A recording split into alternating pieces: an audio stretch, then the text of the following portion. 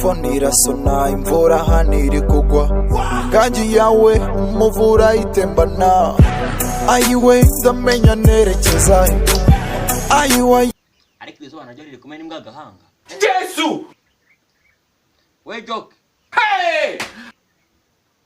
we joke Karame vie ariko ibyana ngiye ni ibirwayi ubu njye urarebye ubona ndiko ndiviye nzira amazi ngo ninywere gira vaho yo kunywa VS cyangwa yo gukara Yesu Jesus is Lord uri kunzanira amazi yo kugura mwana nasa neza nzira amazi yo kunywa ninywera aho ngaho gira vaho ariko vie nawe usigaye undambira amazi ashyushye cyangwa akonje y'ikivose cyangwa y'umugezi Funke urwano ryo ko narubyaye hano ntago turi gushogozanya nzira amazi cyangwa se ngubure ariko vie nawe ako kantu ubucishijemo ntago ari sawa ngira kubona ndi ingurube ngewe buri wese ajya iwabo ari njye nawe ninde wajya iwabo njye ndi iwacu wowe batese nzira amazi we mbeba reka Yesu nkubahe vie ariko n'undi munsi ntuzamenyere toka Jesus is Lord nawe nimbibaye ngoro yisungura ushoto zanamenyera Yesu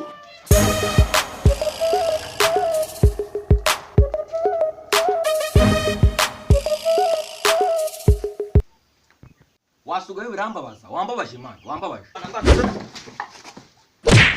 Jesus is Lord uzuga mu rugo rwawe tubabaza ugiye kubwira atafaze mu bwira yego data akira mu byubahiro byanyu tubagomba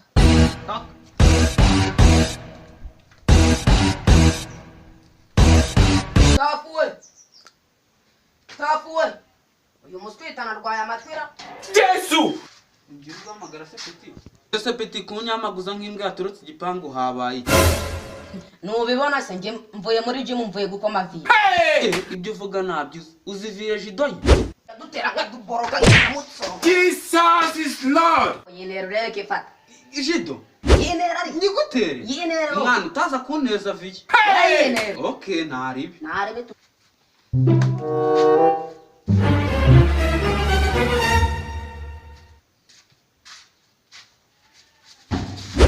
Jesus is Lord Ushaka kurwana se warunusha. Nuko katandemba mukomaguye mwana. bimbere ujya kumva iki siko kubwira cyangwa ubyihorera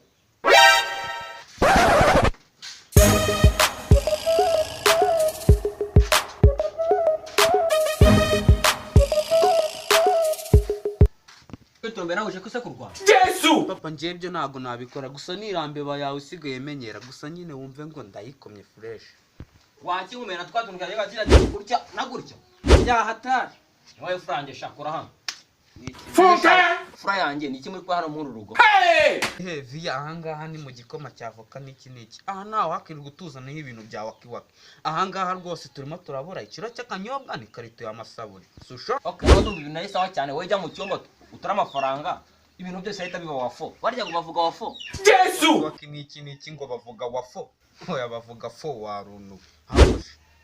okay ntareba ikintu wowe genda ukore byo nkubwiye tuzamenya nka nagenge ryiri ridage utangira kuvukana umutwe wa runtu Reka via ntago nabikora gusa nyine reka njye pfushamira amatebura n'isima niki akira pisa uko bigenze.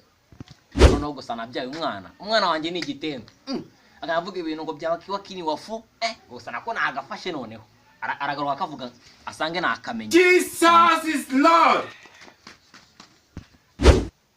maze kinwe ko ndi kubona twaye mvomora bikanze ugiye guhindagara Yesu Reka via hanga uyu ndawizeye wakiwaki niki ahangaha birazamo bifite umutekano. okay pfusha noneho Ako via akira kuga pisa. ifate wa runtu Jesus is Lord ariko nabyaye umwana w'igitendo ko Yesu fura aba yiyemeye ngo yabyaye umwana uwangere kujya afata amavoka imyembe na akabikaraga sha nabyaye umwana w'igitendo pe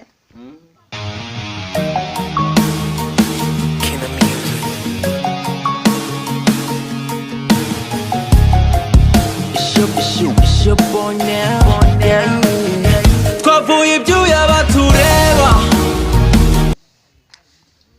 gute Urabona bimeze ute? nyine nduzi imeze nabi Gute se ubibonye? wo muntu w'umugabo uratinya ukajya guhahira mu mufuka sha Yesu aho umva mwana ibyo byihorera aho ko se uramerekeza urangurira benya se eka ntabenya afite mwana nta mwana urya benya yenda sha ukwimye ibishyimbo bakugabanyirije udusuzi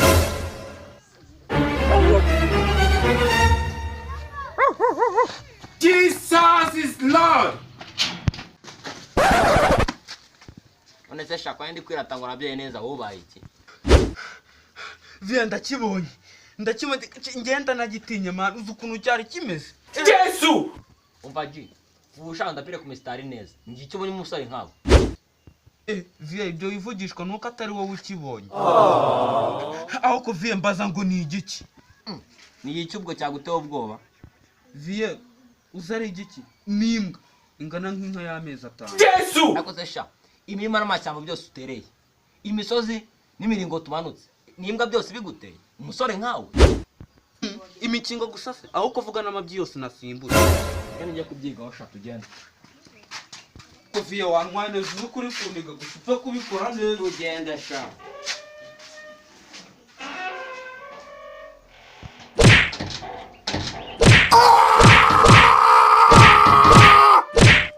Jesus is Lord. sha gusa nubwo byajyana bisuzugura burya ndacyari umusore Hey!